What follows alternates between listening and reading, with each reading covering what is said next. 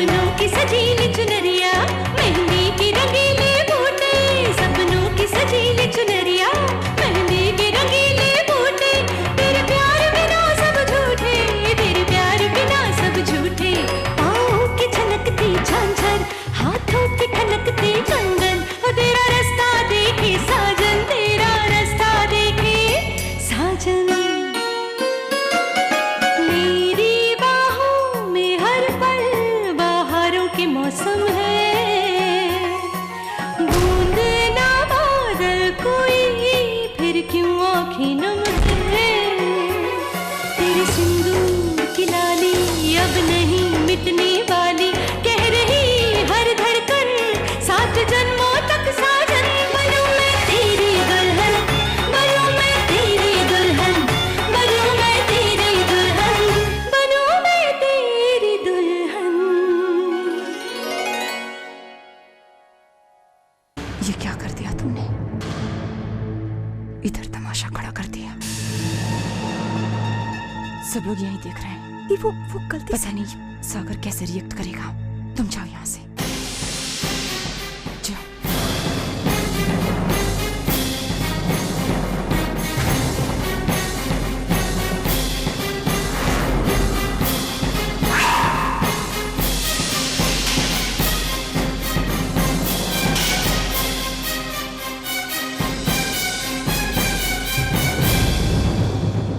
क्या हुआ थी? विद्या भी कभी कभी इतनी जिद करती है कि उसे मनाना नामुमकिन सा हो जाता है। कह रही थी शैंपेन नहीं पिएगी, कोई बात नहीं, नहीं पीती, चुपचाप ग्लास लेकर खड़ी रहती, लेकिन ये सब करके तो उसने तमाशा ही खड़ा कर दिया। पता नहीं लोग क्या सोचेंगे। बची दी, तुम चिंता मत करो, वो ठीक हो जाएगी। Sir ji. Everything is okay? या भाभी जी तो ठीक है ना? बिल्कुल, everything fine. Please carry on with the party.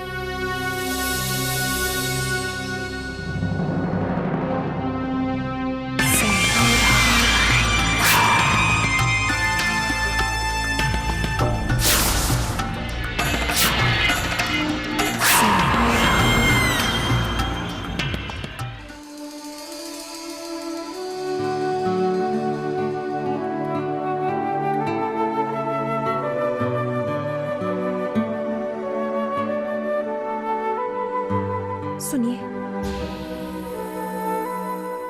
हमें आपसे कुछ बात करनी है। देखिए, वो शराब, वो सब अनजाने में हुआ, और वैसे भी ये सब बातें हमारे संस्कारों से परे हैं। विद्या, क्या किसी ने तुम्हारे साथ जबरदस्ती की है? इट्स ओके, मुझे कोई सफाई नहीं चाहिए।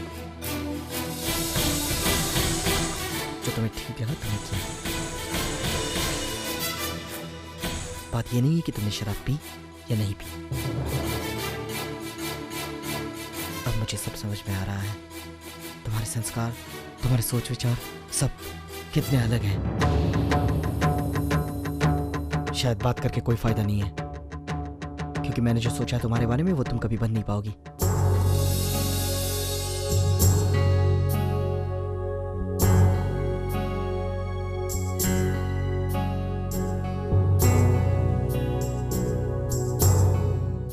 कैसे समझाएं हम आपको कि हम वैसे ही बनना चाहते हैं जैसा कि आप हमें देखना चाहते हैं, और हम कोशिश करेंगे।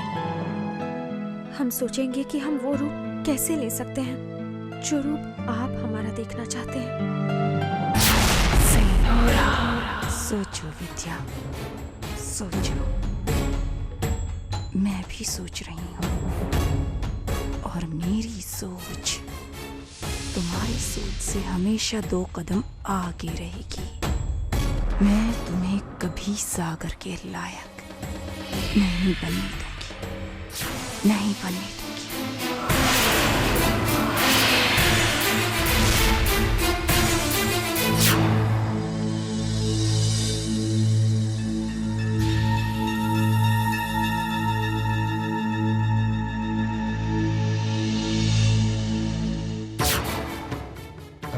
समझ में आ रहा है। तुम्हारे संस्कार, तुम्हारे सोच विचार सब कितने अलग हैं। मैंने जो सोचा है तुम्हारे बारे में वो तुम कभी बन नहीं पाओगी। शायद वो वक्त आ गया है कि जहां तुम सोच लो कि तुम्हें आगे क्या करना है।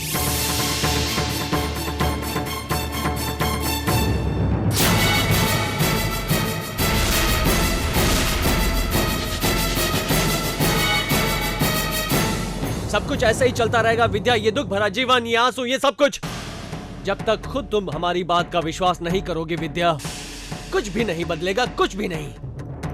देखो विद्या, देखो हम जानते हैं कि हम ज्यादा दूध के धुले हुए नहीं हैं। तुम हमें बहुत बुरा इंसान मानती हो, सही है, हम कोई ज्यादा अच्छे इंसान है भी नहीं, पर ये पहला मौका मिला है हमें विद्या, सच कहने का, सत्य कहने का, लेकिन कोई हमारा सत्य सुनना ही नहीं चाहता। विद्या, हमें फंसाया जा रहा है। एक बार तुम हमारी बात बैठकर शांति से सुन लोगी, तुम सब कुछ समझ जाओगे विद्या। ये सब जो तुम्हारे साथ हो रहा है, क्यों हो रहा है, कैसे हो रहा है, कौन जिम्मेदार है इस सब का जो तुम्हारे साथ हो रहा है, तुम सब कुछ समझ जाओगे विद्या। हर्ष, क्यों आप हमारा पीछा करते रहते हैं हर पल? क्यों हमारे परिवार में आप इस तरह से जहर घोलने की कोशिश करते रहते हैं? विद्या, हम सुकून क्या मिलता है आपको इन सब में? आप हमारे परिवार के बारे में सत्य बताना चाहते हैं ना हमें? कौन हमारा दुश्मन है ये बताना चाहते हैं ना? हम बताते हैं आपको हमारे परिवार का सत्य। हमारे परिवार का सबसे बड़ा दुश्मन है विद्या। तुम नहीं हो पर हम हैं हम सबसे बड़े दुश्मन हैं हम अपने परिवार के। इस परिवार के हिस्सा बनने लायक ही नहीं है। ना हम अपने पति की जिंदगी में आने लायक है, ना हम उनकी अर्धांगिनी बनने लायक है। हम अपने पति के सबसे बड़े दुश्मन हैं। उनकी उदासी का सबसे बड़ा कारण हम हैं और ऐसा ग्रहण है हम उनकी जिंदगी में जिससे बच पाना भी उनके लिए नामुमकिन है। अरे विद्या, तुमने अपना रोना शुरू कर दिया है, एक बार हमारी बात तो सुन लो, हम कहना क्या। बख्श दीजिए आप हमें। देखिए, बहुत दुख दे चुके हम अपने परिवार को, अब और दुख नहीं दे सकते हम उन्हें। अब हम अपने परिवार के किसी भी शख्स के खिलाफ एक शब्द नहीं सुन सकते, समझ रहे आप? अब आप यहाँ से चले जाइए आप यहाँ। विद्या, हम जानते थे कि तुम हमारी बात पर विश्वास नहीं करोगी, हम जानते थे, लेकिन जाते जाते तुम्हें एक बात बता देते हैं विद्या।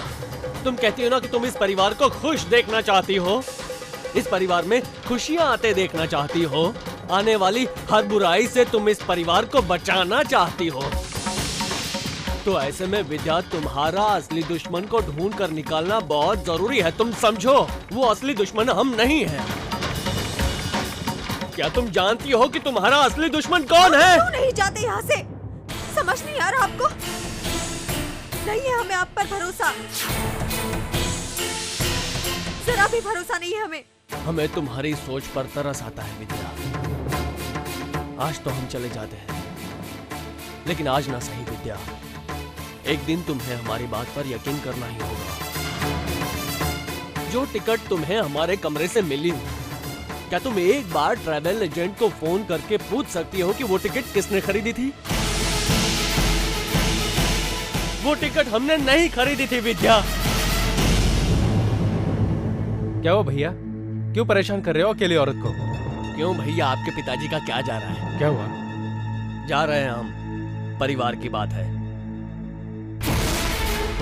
हम जा रहे हैं विद्या, पर हमारी बात याद रखना, हम तुम्हारे असली दुश्मन नहीं है, तुम्हारा असली दुश्मन कोई और है।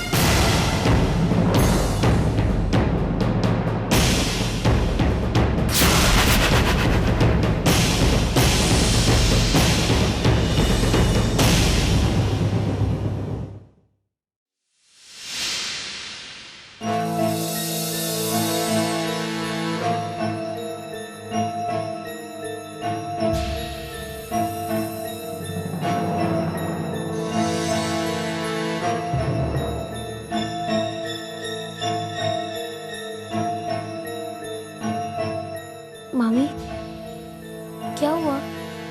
क्या सोच रही हैं आप? भारत, तुम हमें उस व्यक्ति का नंबर बता सकते हो? वो जो टिकटें बुक कराता है ना, क्या कहते हैं उसे? Travel agent? हाँ, यही भारत। होगा नंबर उसका तुम्हारे पास? शायद है मामी, मैं अभी ढूंढता हूँ।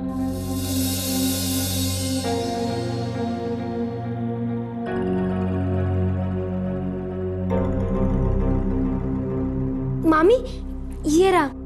भारत, एक काम करो ना, आप हमें ये नंबर मिलाकर दे दो इस फोन पे। जी।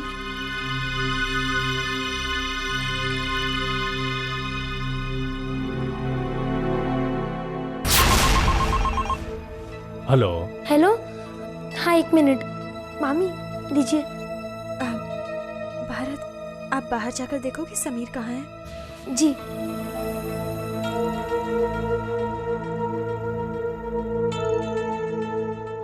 जी नमस्ते, हम विद्यासागर प्रताप सिंह बोल रहे हैं। हम प्रताप सिंह परिवार की दुल्हन बोल रहे हैं। जी जी, मैं आपके लिए क्या कर सकता हूँ? भाई साहब, हमें आपकी एक मदद चाहिए थी। दरअसल हम जानना चाहते हैं कि आपके यहाँ से कुछ दिनों पहले सिंगापुर का टिकट किसी ने कटाया था। तकरीबन 12 जून। जी, 12 जून थी तारीख।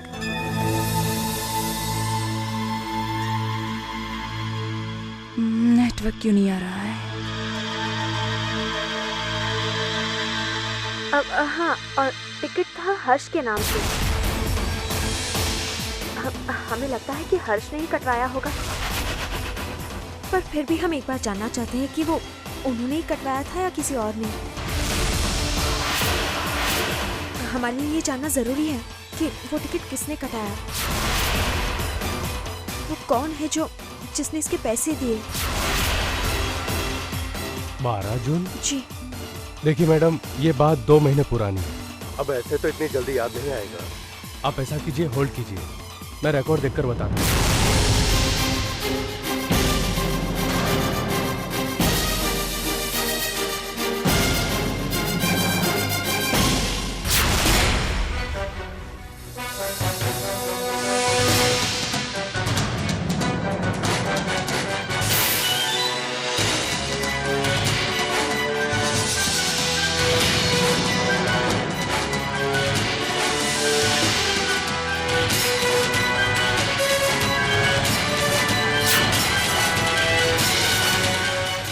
ये रहा नाम, मिल गया। जी जी, बताइए किसने कटवाया था वो टिकट? हर्ष ने?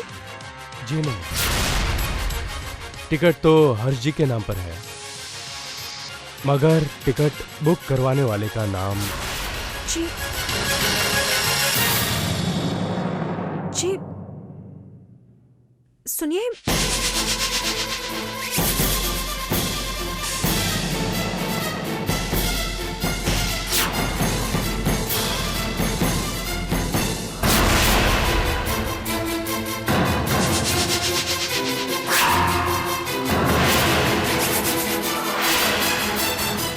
क्या हुआ? कुछ नहीं दीदी, वो फोन कट गया था, हम बात कर रहे थे कहीं। कोई जरूरी बात कर रही थी किसी से? नहीं दीदी, बिल्कुल भी नहीं, बस ऐसे ही बात कर रहे थे हम। बरसातों के दिन है ना, ऐसा होता है। शायद वायर लूज थी। ठीक कर दिया है, फिर से कोशिश कर लो। ठीक है दीदी।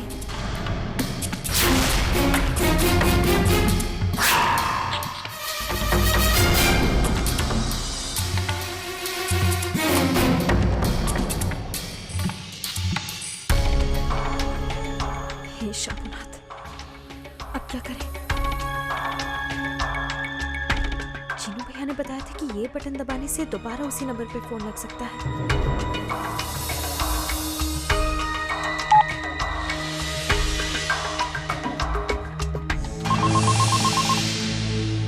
हेलो।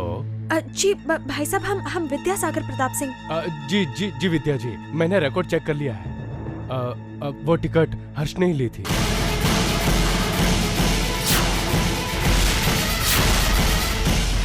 भाई साहब, हर्ष ने ली थी? आपने ध्यान से देखा?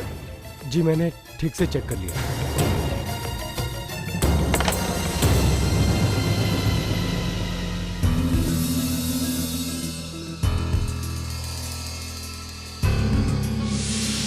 आपने जैसा करने को कहा था मैंने वैसा कर दिया है सिंदूरा जी। कुछ लोग जाने कैसी हिम्मत लेकर जन्म लेते हैं, कितना भी कुचल दो दोबारा उठ खड़े हुए से बाज नहीं आते। पर यहाँ मुकाबला बराबरी का है विद्या। तुम बार बार उठ खड़े होने की कोशिश करती रहो और मैं बार बार तुम्हें कुचलने की। अब लगता है कोई बड़ा झटका देना ही पड़ेगा, क्योंकि मैं तो किसी भी हालत में तुम्हें अपना सच जानने नहीं दूंगी। ऐसा क्यों लगा हमें कि वो भाई साहब पहले कोई और नाम लेने वाले थे और फिर अचानक उन्होंने अपनी बात बदल दी और हर्ष का नाम ले लिया? क्या ऐसा संभव है कि हर्ष सच कह रहे थे? शायद असली दुश्मन सचमुच में कोई और है, पर कैसे पता चलेगा हमें कि कौन है वो असली दुश्मन?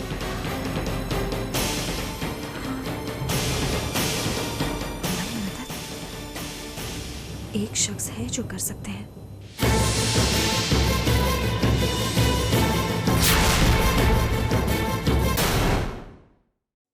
विद्या परजाई जी, तुम तो जानती हो कि तुम्हारी मदद के लिए ये डीजे हमेशा तैयार है, लेकिन ऐस वक्त ये पता लगाना तो बहुत मुश्किल है परजाई जी कि आखिर वो शख्स है कौन जो वीर जी का ऑपरेशन रोकने की कोशिश कर रहा था।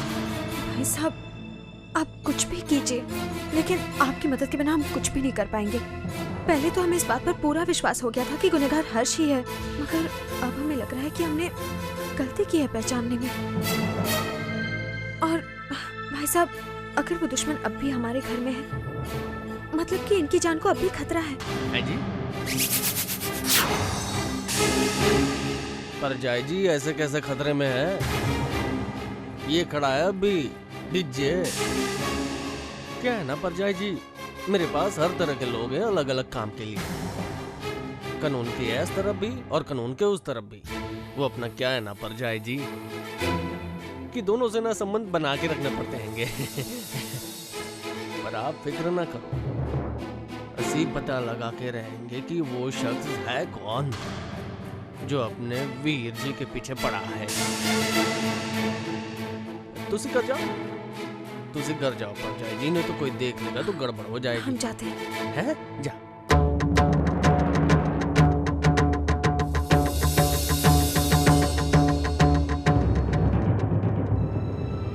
हाय सागर, चलो बेटा, बहुत काम हो गया। तुम्हारे सेहत का ख्याल रखने की जिम्मेदारी छोटी माँ ने मुझे दी है। आओ चलो खाना खा लो। बस 5 मिनट्स दी, थोड़ा सा काम बाकी। I'll just join you. Come on Sagar, काम तो होता ही रहेगा, खाना तो टाइम पर खाना चाहिए ना। वैसे ऐसे कौन सा जरूरी काम कर रहे हो? बस कुछ खास नहीं दी, ये पेपर्स तैयार करवा रहा हूँ। मैं सोच रहा था कि सिंह ग्रुप ऑफ इंडस्ट्रीज के चेयरमैन की पोस्ट टेक ओवर कर लूँ।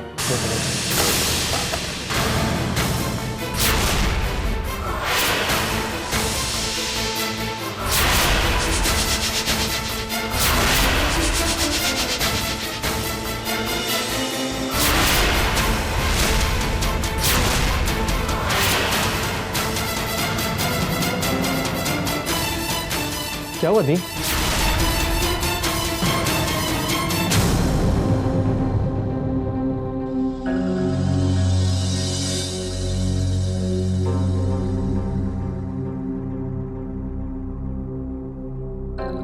दी, क्या हुआ थी? Are you okay?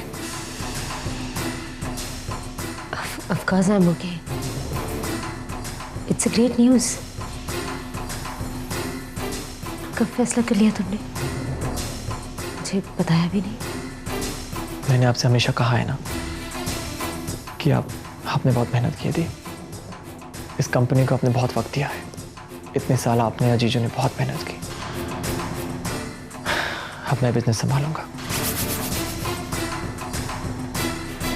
और अब वैसे भी पूरा वक्त है मेरे पास बिजनेस संभालने के लिए। और है भी क्या मेरे पास अब काम के सिवा।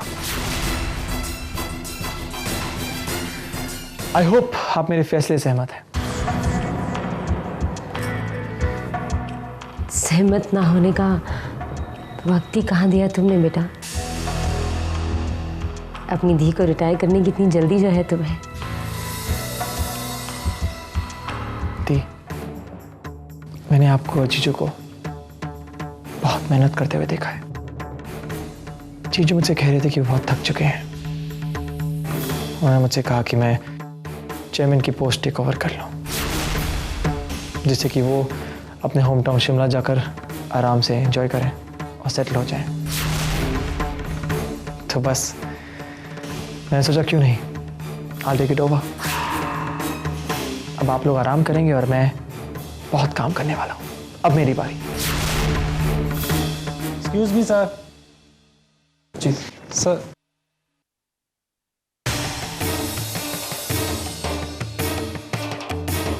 सागर प्रताप सिंह, तुम बनोगे इस एम्पायर के चेयरमैन और मैं जाकर एक छोटे से शहर में रिटायर्ड जिंदगी गुजारूंगी। मैं सिंधुरा, सिंधुरा जो आज तक इस एम्पायर की सब कुछ थी, जिसके बिना इस बिजनेस का छोटे से छोटा फैसला नहीं लिया जाता था। मैं नहीं सागर, मैं ऐसा कभी नहीं होने दूंगी। पहले भी एक बार तुम्हें ऐसा करने से रोका था मैंने, तो आज एक बार फिर रोक सकती हूँ। क्या सोच रही हैं आप?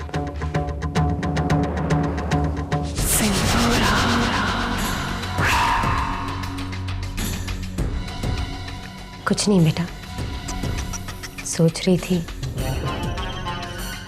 कैसे तुम्हें अपनी आंखों के सामने मैंने इतना बड़ा होते देखा। तुम्हारा बचपन साफ साफ याद है मुझे। और आज देखो, आज तुम इतने बड़े हो गए हो कि पापा का सारा बिजनेस खुद संभालने की बातें कर रहे हो। तो मुझे तो जाना ही पड़ेगा ना। वैसे कब फाइनल कर रहे हो तुम ये सब? बस लॉयर पेपर्स तैयार कर रहे हैं, हफ्ते में ट्रांसफ़र हो जाएगा। इसके बाद आप और जीजू दोनों आराम करेंगे।